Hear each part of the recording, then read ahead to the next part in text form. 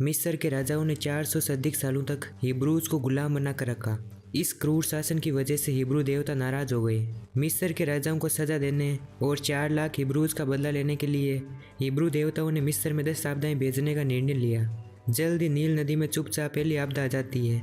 अचानक काम कर रहे मछुआरों पर विशालकाय मगरमच्छ अटैक कर देते हैं। अनगिनत जानवर पानी से बाहर निकलते हैं और लोगों को मार डालते हैं। पानी में घसीटा गया हर व्यक्ति मगरमच्छों का भोजन बन जाता है। एक ही पल में नदी पर काम कर रहा कोई भी मछुआरा नहीं बचता।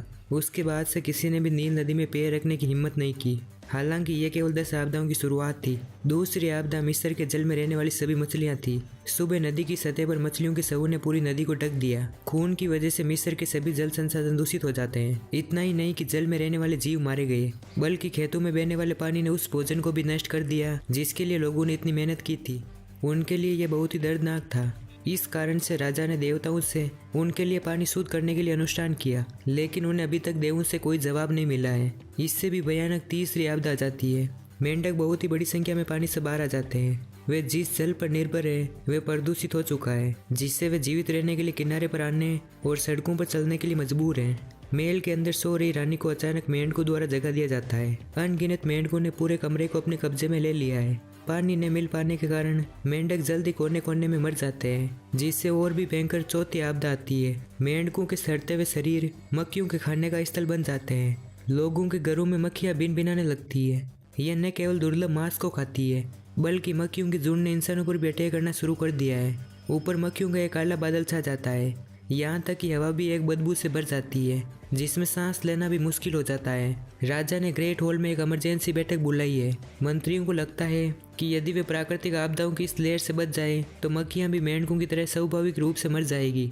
लेकिन इससे पहले कि चौथी आपदा पूरी तरीके से समाप्त हो पाती, 5वीं आपदा मानव जाति में तेजी से फैलने लगती है। अचानक प्लेग ने मिस्र के लोगों को रातों रात मार डाला और घायल कर दिया। वायरस न केवल तेजी से फैलता है, बल्कि इसने सभी की त्वचा को भी झुलसा दिया है। यहाँ तक कि शाही परिवार के लोगों की भी यही हालत हो चुकी है। उन्हें हिब्रू से एक सफ़ेद घोड़ा मिलता है। सफ़ेद घोड़े पर संदेश लिखा होता है कि आपदा खत्म नहीं होगी, बल्कि और बढ़ेगी। यदि 4 लाख हिब्रूज को घर जाने के लिए छोड़ दिया जाए तो ये सभी आपदाओं को रोक देगा। सभी को लगता है कि ये भगवान की इच्छा है, लेकिन मिस्र का राजा किसी भी देवता में विश्वास नहीं रखता। उसे लगता है कि वही भगवान है। उसने न केवल सभी हिब्रूज को रिहा नहीं किया, बल्कि उनके काम को भी दोगुना कर दिया। राजा ने अपना सारा गुस्सा हिब्रूज पर उतार दिया। निस्संदेह इसने हिब्रू देवताओं को फिर से क्रोधित कर दिया और उन पर छठी आपदा भेजी जाती है। मिस्र में सभी पशुधन अचानक एक हिंसक मौत मर जाते हैं। लगातार आपदाओं के परिणाम स्वरूप लोग मुश्किल से ही सांस ले पा रहे हैं। यहाँ तक कि मिस्र के राजा के प्रिय घोड़ों को भी नहीं बख्शा जाता। दुखी राजा दोबारा से टोना करने वाले को विपत्ति के बारे में समझाने के लिए बुलाता है, लेकिन अचानक आने वाली ये आपदाएं तांत्रिक की समझ से बहुत परे थी। उसने राजा को वैसे ही समझाया जैसा उसने पिछली बार समझाया था। जब तबाही एक निश्चित पॉइंट पर पहुंच जाती है तो सब फिर से शांत हो जाता है। हालांकि राजा इस एक ही बात को लंबे समय तक सहन कर चुका है। वह जादूगर को चौक पर ले जाता है और एक क्रूर घटना को अंजाम देता है। इसके बाद राजा विपत्ति का समाधान खोजने के लिए फिर से पृष्ठ को बुलाता है, लेकिन पुजारी ने 6 देवताओं से कई बार प्रार्थना की, लेकिन कोई जवाब नहीं मिला। राजा इन अंधविश्वास से भरे झूठों को और अधिक सहन नहीं कर सकता। क्रोधित होकर वह पुजारी को एक बड़ी सी भीड़ के सामने ले जाता है और तुरंत उसे मार डालता है। जैसे ही रात होती है, काला आसमान अचानक बिजली और गड़गड़ाहट से भर जाता है और एक भारी बारिश शुरू हो जाती है। भारी वर्षा के साथ ओले गिरने की वजह से मूर्ति तहस महस हो जाती है। जून के महीने में ओले गिरना ये 7वीं आपदा है जो हिब्रू भगवान द्वारा मिस्र पर भेजी गई है। ओलों ने सभी घरों और फसलों को नष्ट कर दिया है और सभी लोगों के लिए आशा के आखिरी निशान को भी बुझा दिया है। राजा आकाश की ओर देखता है और देखता है कि एक अजीब सा तूफान आ रहा है। वह मिस्र को घुटनों पर लाने के लिए स्वयं को दोषी ठहराता है। उसका दिल डगमगाने लगता है क्योंकि वह हिब्रू देवताओं के सामने हार मानना चाहता है। देवताओं की मदद के बावजूद ये आम लोग थे जो आपदा की वजह से मर गए। वे नहीं जानता था कि देवता इन विपत्तियों को भेजकर किसे दंड दे रहे हैं। उसने केवल यह आशा की है कि इस क्षण से सभी आपदाओं पर विराम लग जाएगा। अचानक भगवान हिब्रू एक बालक के रूप में उसके पीछे खड़ा हो जाता है। इससे यह भी पता चलता है कि 8वीं आपदा निर्धारित समय के अनुसार अगली सुबह आएगी। आकाश में टिड्डियों का दल दिखाई देता है। सभी लोगों को अपना भोजन त्याग कर दहशत में अपने खेतों में भागना पड़ता है। देखते ही देखते टिड्डियां सारी फसल साफ कर जाती है। यहाँ तक कि पवित्र महल भी टिड्डियों से छूते नहीं है। 10 मिलियन वर्ग किलोमीटर से अधिक फसल नष्ट हो गई है। अब मिस्र के आम लोग जंगली सब्जियां और पेड़ों की छाल खा रहे हैं। अन्न का मास्टर राजा को लोगों को खाने के लिए कुछ भोजन देने की सलाह देता है। जब आपदा समाप्त हो जाएगी तो करों में वृद्धि करके अन्न भंडारों को फिर से भरा जा सकता है, लेकिन स्वार्थी राजा एक बार फिर मना कर देता है और अब जल्द ही हिब्रू देवता नौवीं विपत्ति भेजने वाले हैं। भूखे आम लोगों ने अनाज को लूटने के लिए खजाने पर दावा बोल दिया। अनफॉर्चुनेटली ऐसा करने पर उन्होंने पूरे अन्न भंडार में आग लगा दी।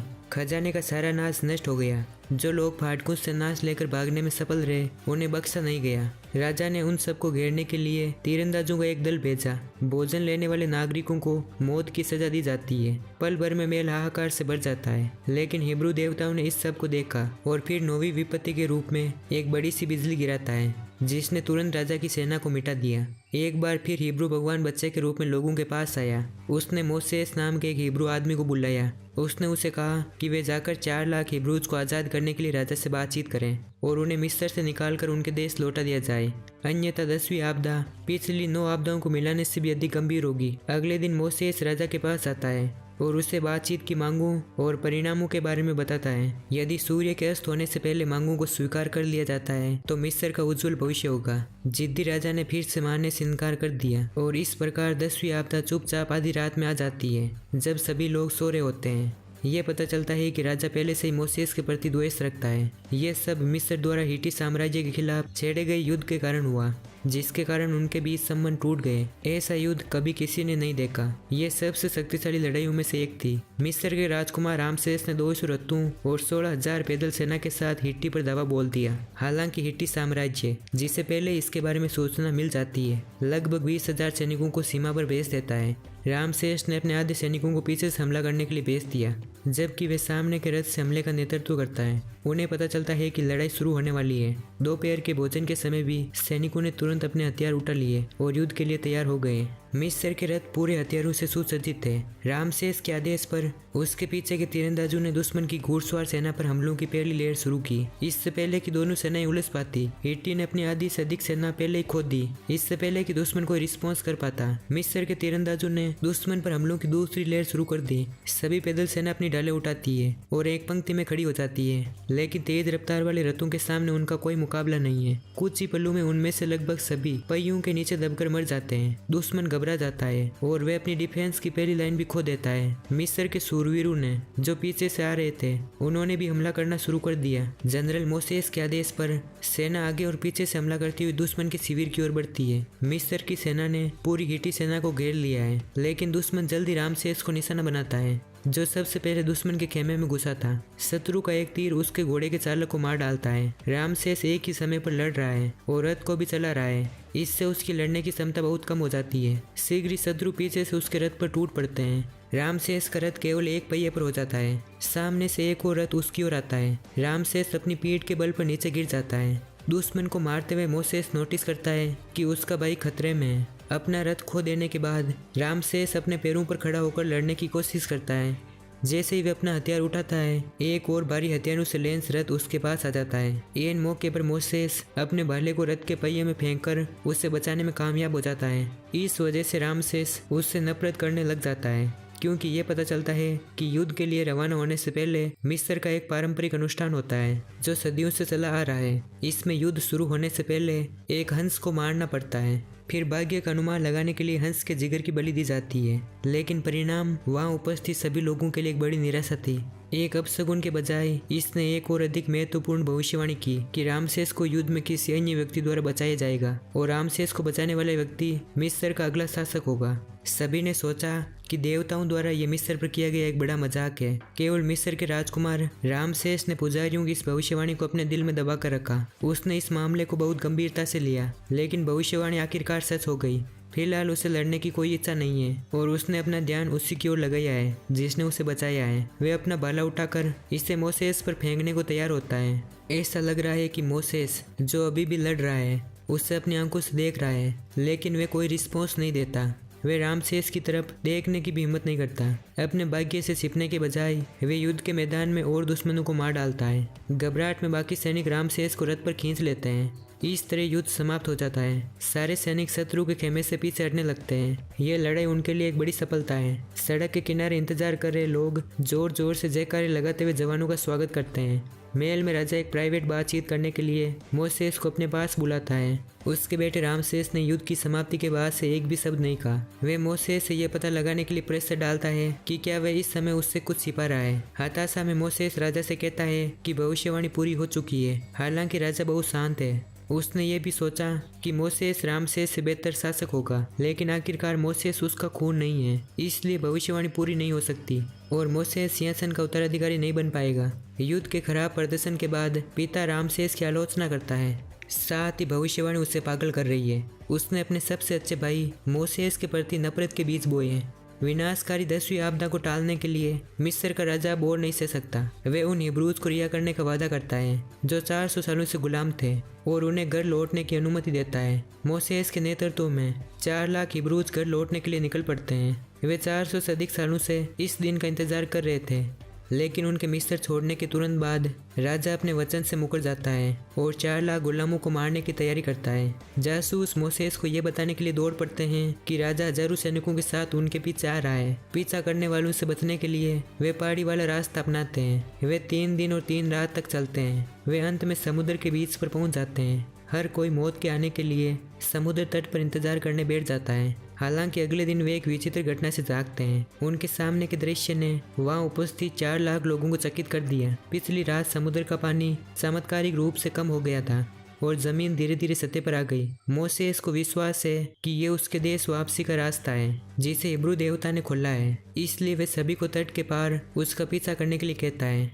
मोसेस के नेतृत्व में 4 लाख हिब्रूज एक एक करके समुद्र की ओर प्रस्थान करते हैं। इसी बीच राजा हजारों की सेना के साथ उनका पीछा कर रहा है। पहाड़ी सड़क को पार करते समय वे ढह जाती है। इससे पहले कि वे हिब्रूज के पास पहुंच पाते हैं, उनकी आधी सेना नष्ट हो चुकी है। हिब्रूज समुद्र के बीच में पहुंच गए हैं, लेकिन अचानक वे देखते हैं कि राजा की सेना भी उनका पीछा कर रही है। मोसेस तुरंत बाकी लोगों को समुद्र को तेजी से क्रॉस करने के लिए कहता है। फिर वे राजा की सेना का सामना करने के लिए घुड़सवार भेजता है। लाखों सैनिक समुद्र में उनका पीछा कर रहे हैं, लेकिन जैसे ही वे एक दूसरे से मिलने वाले होते हैं, काले बादलों से ढके आसमान में एक बार फिर अजीब सा नजारा दिखाई देता है। अचानक दूर बिजली चमकती है और 100 मीटर प्रति सेकंड की रफ्तार से आसमान में तूफान आ जाता है। इस खतरनाक मौसम में भी मिस्र की सेना अपना आक्रमण नहीं रोकती, लेकिन अभी सबसे बुरा आना बाकी है। जैसे ही सभी हिब्रू दूसरी ओर पहुंचते हैं, 100 मीटर ऊंची लहरें मनुष्यों की ओर बहने लगती है। इस विनाशकारी आपदा के सामने उसके पीछे का जनरल राजा के आदेशों को नकार देता है और तुरंत अपने सभी लोगों को पीछे मुड़कर शरण लेने का आदेश देता है। मोसेस के सभी घुड़सवार भी वहां से चले जाते हैं और पागल राजा मैदान में अब केवल अकेला बचा हुआ है। मोसेस और राजा केवल 2 ही युद्ध के मैदान में बचे हुए हैं। दोनों पुराने भाई इस पॉइंट पर मौत से लड़ने का फैसला करते हैं। लड़खड़ाती लहरों के साथ राजा मोसेस पर अटैक करता है। अब तक पीछे हटने वाली सेना पर राक्षसी लहरें टूट पड़ती है। इस प्रलय के खिलाफ मनुष्य कुछ भी नहीं कर सकता। एक ही पल में लाखों सैनिकों को समुद्र निकल जाता है और किसी को भी नहीं बख्शा जाता। हिब्रू देवताओं द्वारा मिस्र पर भेजी गई 10वीं आपदा आखिरकार पूरी हो जाती है और राजा और मोसेस समुद्र में डूब जाते हैं। उसी समय लहरें गुलाम लोगों पर टूट पड़ती है। फॉर्चुनेटली हर कोई बचने के लिए पहले ही किनारे पर पहुंच जाता है। अनगिनत सैनिकों के शव पानी में तैर रहे हैं। शांति के बाद केवल हिब्रू लोग आपदा से बचे रहे। आखिरकार मोसेस ने समुद्र के किनारे तक लड़ाई लड़ी। वे 4 लाख गुलाम लोगों के भरोसे पर खरा उतरने में कामयाब रहा। वे उन्हें उस जेल से भागने में मदद करने में कामयाब रहता है जिसमें वे 400 से अधिक सालों तक कैद थे। तट के उस पार राजा रामसेस भी बच जाता है। उसके सारे मिस्र के सैनिक मारे जाते हैं। अपनी आंखों के सामने मरे हुए सैनिकों को गिद्धों द्वारा कुतरते हुए देख उसका दिल दुख से भर जाता है। अंत में मोसेस गुलाम लोगों को अपनी मातृभूमि में वापस ले आता है। इस तरह यह कहानी यहीं पर समाप्त हो जाती है।